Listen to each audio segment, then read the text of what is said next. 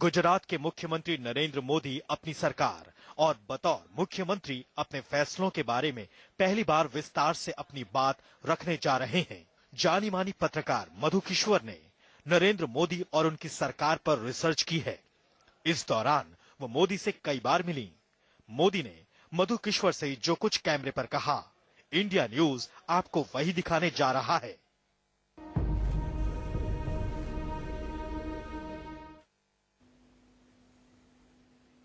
नमस्कार, मैं हूं दीपक चौरसिया। नरेंद्र मोदी बीजेपी के पीएम उम्मीदवार और गुजरात के मुख्यमंत्री। मोदी भारतीय राजनीति का एक ऐसा नाम जिसके साथ कई बड़े इल्जाम और संगीन सवाल चलते रहते हैं। मोदी गुजरात में विकास का दावा कर हिंदुस्तान की तस्वीर बदलने का दम भरते हैं। नरेंद्र मोदी ने गुजरात में क्या किया है और उनके दावों में कितना दम है, ये जानने के लिए जानी मानी पत्रकार मधु किश्वर ने एक रिसर्च की। ये रिसर्च आज किताब की शक्ल में सामने आ गई है। मधु किश्वर नरेंद्र मोदी से अपनी रिसर्च के सिलसिले में 15 महीने के दरमियान कई बार मिली और उनसे बातें की। ये बातचीत भुज और कच्छ में पुनर्वास की चुनौतियों से लेकर गोधरा कांड और विकास की उनकी परिकल्पना और साथ ही साथ विकास के गुजरात के मॉडल तक पर बात हुई है। नरेंद्र मोदी ने तमाम सवालों पर अपना पक्ष रखा। पिछले 13 साल में जिन सवालों पर बोलने से परहेज किया है, मधु किश्वर के साथ उन्होंने उन सवालों पर खुलकर अपनी बात रखी। अपनी कई ऐसी बातें साझा की जो आज तक कभी सामने नहीं आई। इंडिया न्यूज मोदी की इसी बातचीत को आज सीरीज के तौर पर दिखाने जा रहा है। आज इसका पहला एपिसोड आप देखने जा रहे हैं। इस एपिसोड में नरेंद्र मोदी मुख्यमंत्री बनने के बाद के अपने शुरुआती दिनों की बात कर रहे हैं। तारीख 7 अक्टूबर 2001, जगह गांधीनगर, गुजरात।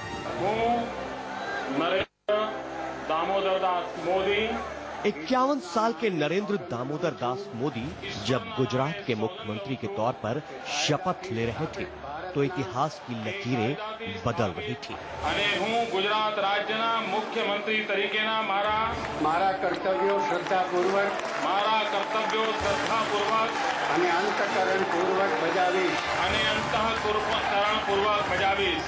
2001 से भारतीय राजनीति के नए युग की शुरुआत हुई।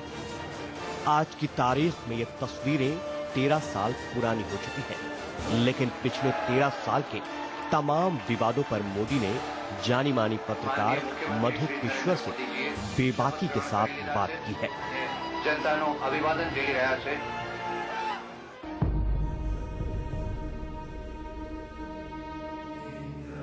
अपने 26 साल के राजनीतिक जीवन में जिस शख्स ने सरपंच का चुनाव भी नहीं लड़ा था, उसे गुजरात बीजेपी के कद्दावर नेता केशुभाई पटेल की जगह मुख्यमंत्री बनाने का फैसला जब किया गया, देश के तत्कालीन प्रधानमंत्री अटल बिहारी वाजपेयी ने सीधे मोदी को फोन किया। उस वक्त मोदी एक पत्रकार के अंतिम संस्कार में शरीक होने शमशान घाट गए हुए थे। एक कैमरामैन था, शायद गोपाल नाम था, जिसका माधुराव सिंधिया के साथ शायद, तो मैं उसके फुनरल में गया था और वहां से फिर मैं अटल जी को मिलने गया था। वो मुझे पीएमओ से फोन आया, तो अटल जी ने मुझे पूछा कहाँ हो, तो मैंने उनसे कहा कि मैं तो हंस पड़े, बोला तुमसे क्या बात करूँ यहाँ, तो ऐसा करो रात को घर पे आ जाना, रात को घर पे आ जाना। ऐसा करके मैं उनके यहाँ गया था। अब ये तय हो चुका था कि नरेंद्र मोदी गुजरात में केशुभाई की जगह लेंगे। गुजरात जाने से पहले सबसे पहला काम मोदी ने बीजेपी दफ्तर से किया। अपने लिए गांधीनगर सर्किट हाउस में एक कमरा बुक कराया।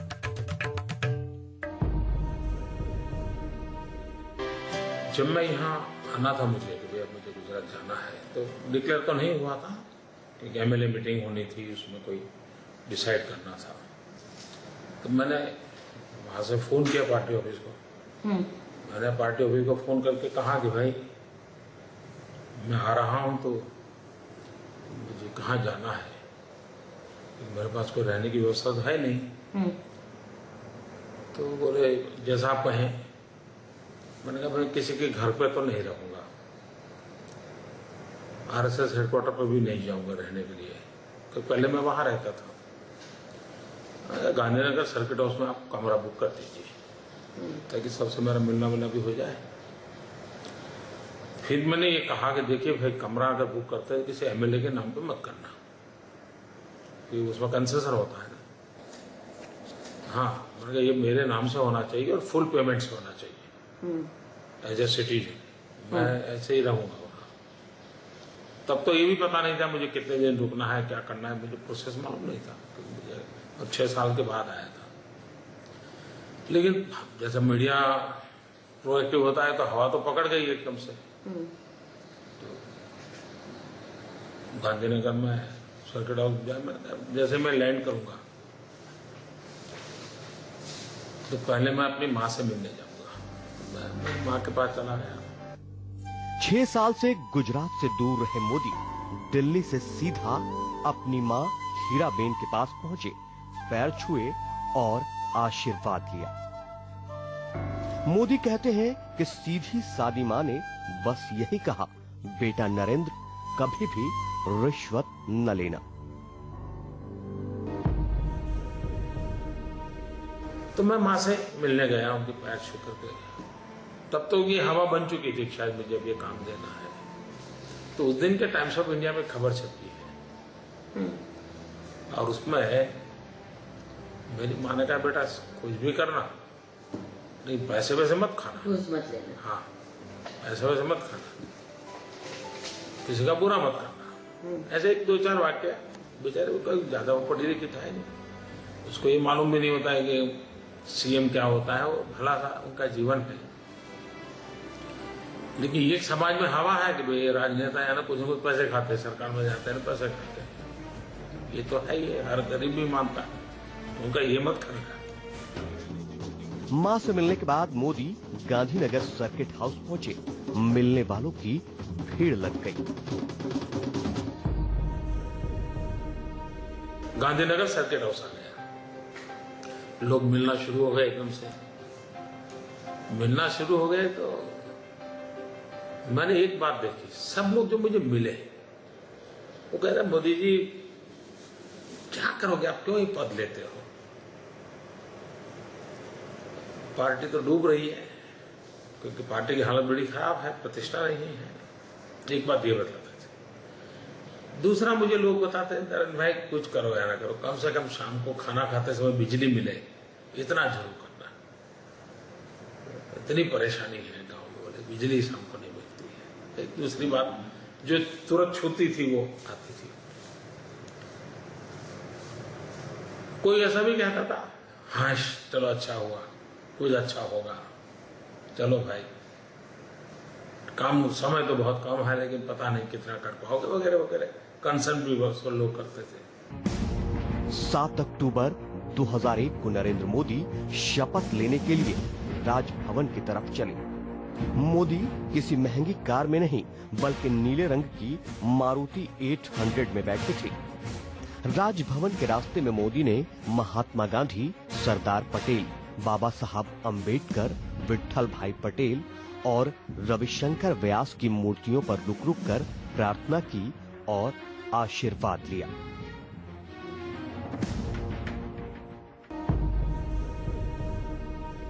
अच्छा, आप जब पहला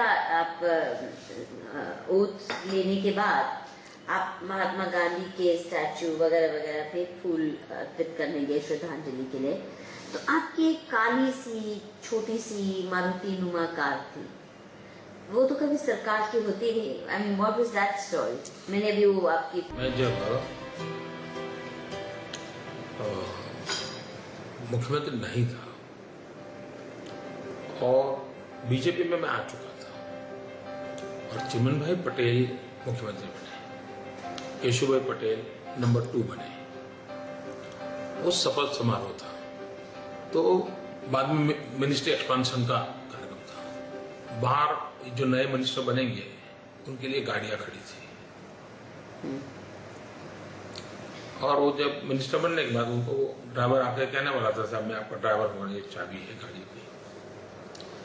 अखबारों में वो फोटो छपी थी, आई एम टॉकिंग अबाउट 88-89 का।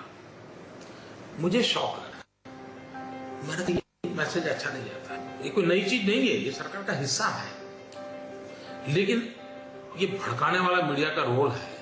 तो मैंने मेरे यहाँ कह दिया था कि भाई मैं मुख्यमंत्री बनने के बाद ये तामझाम नहीं करूंगा। तो मेरे दिमाग में वो चीज पड़ी थी, यानी किस चीज को मीडिया क्या कर सकता है, तो उससे बचना है तो क्या करना चाहिए। To be very frank, that was the reason.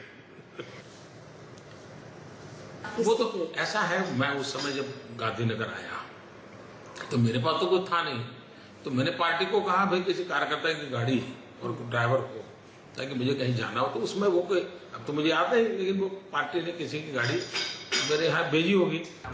Modi के मुताबिक मुख्यमंत्री बनते ही मीडिया ने उनके खिलाफ माहौल बनाया। आरोप लगा कि मोदी ने केशु भाई से बदला लेने के लिए उन्हें हटाने की साजिश रची। उस समय मीडिया का जो मूड था ना, वो बाय एंड लार्ज मोदी को नीचा दिखाना, केशु भाई को अन्याय हुआ है, केशु भाई से लूट लिया है, और मोदी ने दिल्ली में कुछ बड़ा खुराफत की है और चढ़ बैठा है। That type of stories Congress को सूट करती थी। मीडिया उस चीजों को चला रहा था। मोदी की कहानी आगे भी जारी रहेगी। नरेंद्र मोदी जी शपथ ग्रहण કરી લીધા છે।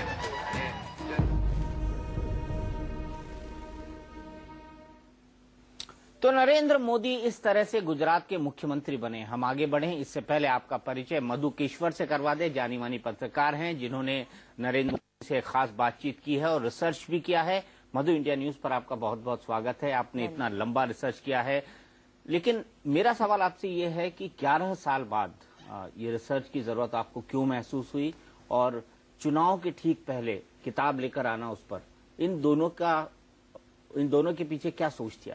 देखिए, पहले तो मैं एक स्पष्ट कर दूं, क्योंकि आपके इंट्रोडक्शन में चल रहा था कि मेरे साथ वो बातें की जो किसी के साथ नहीं की। ऐसा नहीं है, कोई भी उनसे अगर ये सवाल करता वो जवाब मिलते। दुर्भाग्य ये है कि हमारे मीडिया में किसी ने उनसे ढंग से बात करने की कोशिश नहीं की, और फर्क सिर्फ इतना है, हमारी शायद इसी कारण से मेरा कोई उनसे पहले जान पहचान नहीं थी, 2 मिनट की भी राम सलाम दुआ तक नहीं थी। एक ही कारण शायद हो सकता है कि लंबी हमारी बातचीत घंटों ओवर सेवरल मीटिंग्स हुई, वो ये कि मैं 6 महीने तक जब ये अध्ययन शुरू मैंने किया तो मैंने गुजरात घूम के लोगों से बातचीत करके उनका काम देखा, उनके सहयोगियों से, उनके अफसरों से, पॉलिटिकल कोलीग से गांव-गांव में जाके काम देखा, और उनके काम की पहचान करने के बाद मैं गई थी। तो इसलिए मेरे सवाल सिर्फ टोपी और पपी वाले नहीं थे, और इसलिए हमारी ढंग से बात हो सकी। कोई भी पत्रकार करता, मेरे लिए कोई खास नियामत की हो या कोई हमारा कोई खास फेवर मेरे लिए हो, मुझे नहीं लगता ये, पर क्योंकि मैंने मेहनत की थी, सवाल इसलिए वो स्टीरियोटिपिकल नहीं थे। दूसरा जो आपने बुनियादी सवाल पूछा वो ये कि क्यों 11 साल बाद मैं गई, उसका बुनियादी यही कारण था कि 11 साल तक नॉन स्टॉप मीडिया में एक राक्षसी चेहरा हमारे सामने पेश किया गया कि इस जैसा तो ईविल कोई व्यक्ति नहीं है, बिल्कुल डेविल इनकारनेट है, मुसलमानों का दुश्मन है, कुचल के रखा है, अथॉरिटेरियन है, हर किस्म की नेगेटिव जो एक स्टीरियोटाइपिंग हो सकती है। ईविल कोई व्यक्ति नहीं है, बिल्कुल डेविल इनकारनेट है, मुसलमानों का दुश्मन है, कुचल के रखा है, अथॉरिटेरियन है, हर किस्म की नेगेटिव जो एक स्टीरियोटाइपिंग हो सकती है।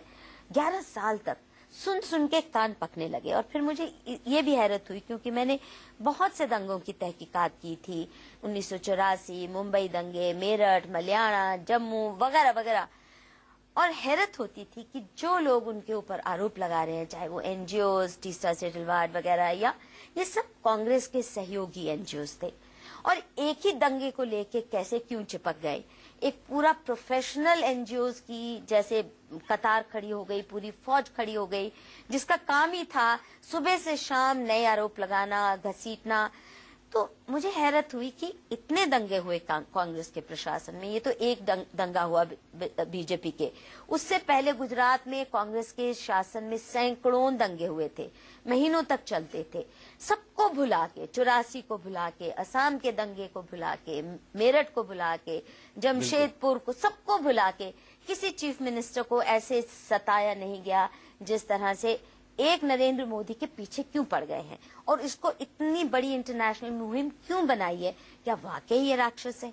तो मैं तो इसलिए ये सोचा कि जाके देखा जाए और दिसंबर 2012 में ये मैंने तय कर लिया और मेरा पहला जो विजिट था जनवरी 2013 में अध्ययन की दृष्टि से मैंने शुरू किया। और सच पूछो तो 6 महीने जो मैंने नरेंद्र मोदी से मिलने से पहले जो उनका काम देखा, उनके बारे में जानकारी, एक छोटे से किसान मछुआरे से लेकर उनके बड़े बड़े अफसरों से जो जानकारी मिली, कहीं फिट बैठता ही नहीं था। दूसरा जो आपने अब ये फुटेज दिखाई, मुझे लगा कि मैं नरेंद्र मोदी को पहचानने के लिए मैं दंगों से शुरुआत नहीं करने वाली। मैं ये जानना चाहती हूँ कि ये व्यक्ति जो 7 अक्टूबर 2001 को शपथ ग्रहण किया, इसका डीएनए क्या था, इसलिए क्या सवाल और क्या एजेंडा लेके आया इसके, क्योंकि हमें बताया गया था कि नरेंद्र मोदी को भेजा गया है गुजरात को अग्रेसिव मिलिटेंट हिंदुत्व की लेबोरेटरी बनाने के लिए, और जो लोग उनके खिलाफ कांग्रेसी या लेफ्टिस्ट लोग प्रचार करते हैं उनका यही था कि सिर्फ कुचलने के लिए मुसलमानों को भेजा गया।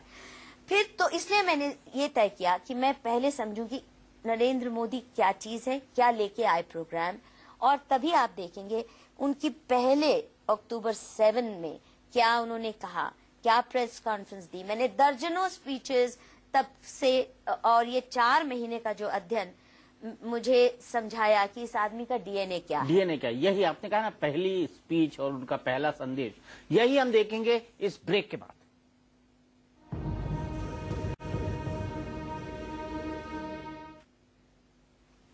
आप देख रहे हैं हमारी खास पेशकश मोदी एक खोज। मोदी जब गुजरात के मुख्यमंत्री बने तो गुजरात में भूकंप को गुजरे 9 महीने हो गए थे। मोदी के सामने पुनर्वास और पीड़ित लोगों की जिंदगी को पटरी पर लाने की बड़ी चुनौती खड़ी थी। ऐसे में मोदी कुर्सी संभालने के 1 रोज बाद मीडिया के सामने आए और फिर तीखे सवालों की झड़ी लग गई।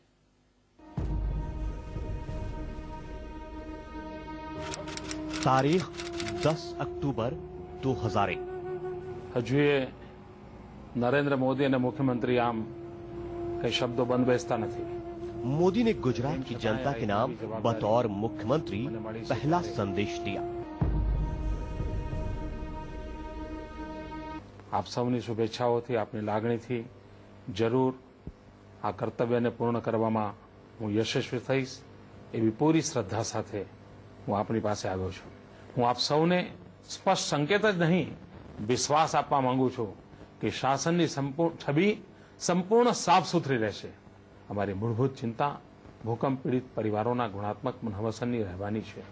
કુદરતી સંકટોની સમસ્યા પણ કસોટી કરાવે તેવી રહી છે। પાછોતરા વરસાદની ઘટથી રહી રહેવાનું છે, પણ પીવાલાયક પાણીની સમસ્યા હજુ ઊભી રહી ગઈ છે। તે માટે આગોતરું આયોજન ટોચ પ્રાધાન્ય આપીને કરવાની પ્રક્રિયા શરૂ કરી દીધી છે। બીજી સાંપ્રત ગંભીર સમસ્યા ખેતી માટે વીજળી પુરવઠાની ખેંચ છે। મારે મન સરકારની સફળતાનો અર્થ જ આ છે કે લોકો કહેતા થાય કે આ આપણી સરકાર છે।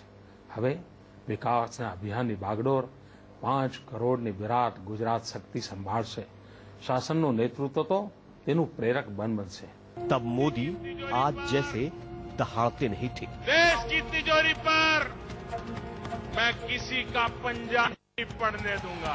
हमले नहीं करते थे, आवाज में अपेक्षा बेहद नरमी थी। आप મારી પાસે અપેક્ષા વ્યક્ત કરો છો, સ્વરૂપ સત્કારનું છે એ સમજવાનું મારા માટે મુશ્કેલ નથી। तारीख 11 अक्टूबर 2001, नरेंद्र मोदी की पहली प्रेस कॉन्फ्रेंस। गुजरात की जनता को संदेश देने के लिए ठीक 1 दिन बाद मोदी मीडिया से मुखातिब हुए। कोई भी चीफ मिनिस्टर शपथ लेता है तो उस दिन रात शाम को वो सभी अखबार वालों के मिलने जाता है, उनकी चैम्बरों में जाता है। मैंने वो नहीं किया। That is number 1। नंबर 2, वो तुरंत प्रेस कॉन्फ्रेंस करता है, मैंने नहीं किया। मेरा नहीं करने का कारण ये था कि मैं खुद 6 साल के बाद आया था, सरकार नाम की किसी चीज को मैं जानता नहीं था, और हॉस्टाइल माहौल है वो मुझे पहले से पता था। मैं जाऊंगा तो बेकार में शब्दों में फंस जाऊंगा, तो मैं थोड़ा चिंतित था कि मैं रियलिटी स्वीकार करूंगा। मेरा मन भी, क्योंकि इन सबसे मेरा कोई नाता भी नहीं रहा था, और मन में एक भाव भी हुआ था कि बिना कारण मेरा काफी नुकसान किया है इन लोगों ने। तो उस समय प्रेस कॉन्फ्रेंस हुआ। मोदी का डर सही साबित हुआ। एक पत्रकार ने कैबिनेट गठन पर मोदी पर गुगली फेंकी, लेकिन मोदी इसे बखूबी खेल गए। मैं क्या बताऊंगा, वो बड़ी बड़ी बातें बताने को, मेरी पार्टी का ग्राफ एकदम नीचे था। दूसरा, किसी को हटा करके हम बैठे, तो कोई भी शब्द मेरा इधर उधर चला जाए तो बहुत, मैं पार्टी का भला तो करूंगा नहीं, नुकसान कर दूंगा। ये सारे विषय मेरे मन में बहुत ही प्रेशर था। उसमें मैं प्रेस के सामने गया था। उसमें एक यहाँ लेडी पत्रकार है जो हमारी बड़ी क्रिटिक है, उसने मुझे पूछा कि मोदी जी कितने टायर की मिनिस्ट्री होगी आपकी? तो मेरा उस दिन का जवाब था, मोदी टायर। इतना रिलैक्स हो गया माहौल, सब हंस पड़े, तो एकदम से मामला साफ हो गया। गुजरात बीजेपी के बड़े नेता और शुरुआत में मोदी के साथ काम करने वाले विजय रूपानी के मुताबिक मोदी ने सबकी राय से ही कैबिनेट का गठन किया था। जो पता है कि जो पहले दिन जो प्राय वो चीफ मिनिस्टर बनकर आए, तो उस वक्त भी मैं कोर ग्रुप में था। कोर ग्रुप में, गुजरात स्टेट का कोर ग्रुप, और संजय जोशी हमारे महामंत्री थे उस वक्त। तभी वो बताते थे कि चलो भाई मिनिस्ट्री बनानी है, आप कोर ग्रुप में, आप पार्टी में बैठ लो, संजय भाई को बताओ, सबके साथ लेकर लिस्ट लाओ और मैं घोषित करता हूँ। और वही लिस्ट घोषित किया उन्होंने, जो पार्टी में तय हुआ। पार्टी में तय हुआ था। वो नरेंद्र मोदी ने फर्स्ट टाइम जो मिनिस्ट्री डिक्लेयर हुई, मैं साक्षी हूँ, वही लिस्ट उन्होंने डिक्लेयर किया। और उन लिस्ट में से नरेंद्र भाई का 3-4 लोगों के लिए रिजर्वेशन था। हाँ, कि भाई ये अच्छा परफॉर्म नहीं करेगा, ऐसा है वैसा है। लेकिन हम लोगों ने बताया कि नरेंद्र भाई हम लोगों ने तय किया है और हम लोग मानते हैं कि इसको बनाना चाहिए। तो ठीक है, आप लोग मानते हो, पंचों की राय, वो बोलते हैं बार बार, पंचों की राय मेरे सर पर, चलो आगे बढ़ो। चीफ मिनिस्टर नरेंद्र मोदी ने पहली कठिनाई पार कर ली थी, लेकिन सरकार कैसे चलाई जाए ये सीखना अभी बाकी था। अफसरशाही से लेकर मोटी फाइलों तक को समझने का सबक मोदी ने कैसे सीखा, ये सुनना काफी दिलचस्प होगा।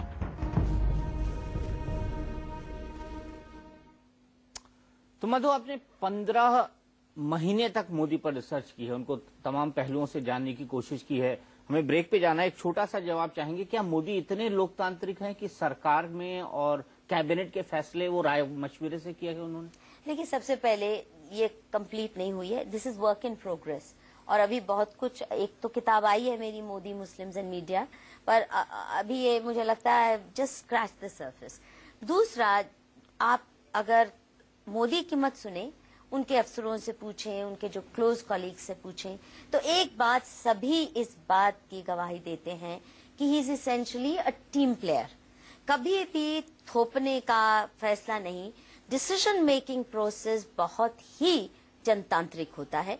पर यह जरूर है कि वंस डेमोक्रेटिकली डिसीजन हो गया, पूरे ब्रेनस्टॉर्मिंग के साथ, बहुत ध्यान से, तो उसके बाद फिर इम्प्लीमेंटेशन में जो भी बाधा डालेगा उसको रास्ते से मोदी बाधा नहीं डालने देते।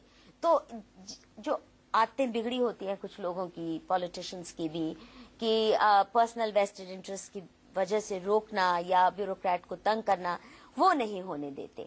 बट द प्रोसेस जो है डिसीजन मेकिंग का, चाहे कैबिनेट फॉर्मेशन का हो, चाहे कोई डेवलपमेंट प्रोजेक्ट कैसे बनना है, क्या उसकी रूपरेखा होनी चाहिए, क्या प्रायोरिटी, क्या उसका मापदंड, वो जो प्रोसेस है, जो मैंने कहानियां सुनी उन्हीं के ब्यूरोक्रेट से, उनके पॉलिटिकल कॉलीग से, वो हमेशा बहुत ही लंबा ब्रेनस्टॉर्मिंग, और जिसमें नरेंद्र मोदी घंटों बैठ के सुनेंगे और अंत में अपनी राय देंगे और अपनी बातों को अमेंडमेंट करने का एक छोटे से छोटे अफसर को भी मौका देंगे। ये उन्हीं के साथ काम किए लोग बताते हैं। उन्हीं के साथ काम किए लोग बताते हैं। लेकिन मोदी ने कैसे सीखा मुख्यमंत्री का कामकाज, कैसे सीखे फाइलें निपटाना, कैसे उन्होंने मुख्यमंत्री के तौर पर अपना काम शुरू किया, क्योंकि इससे पहले वो कोई चुनाव नहीं लड़े थे। ये उन्होंने कैसे सीखा, ये देखेंगे इस ब्रेक के बाद।